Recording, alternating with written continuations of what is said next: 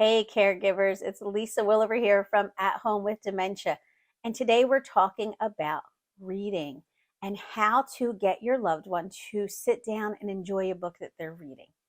Now, if you're taking care of a loved one with mild to moderate dementia, you may find that they start to read a book, they set it down, and they start to read it again, and they start to read it again. And that's because they don't remember that they already read that portion, and a lot of times they will just start from the beginning or they'll just pick a random page. Aunt Jerry loved to read. She always had a house full of books, but sometimes she would be reading the same book for literally months.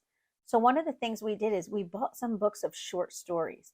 The short stories have been amazing because she will actually finish one of those short stories and then she'll discuss it with me and she'll tell me about the story, which wasn't something she was doing when she was reading very long novels.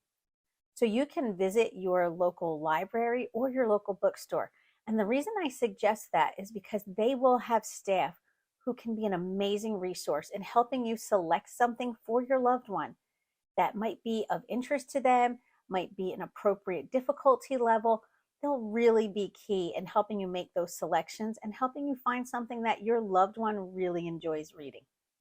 For more tips, ideas, and solutions, click on to the next video. Don't forget to join At Home with Dementia, like and subscribe, and thanks for watching.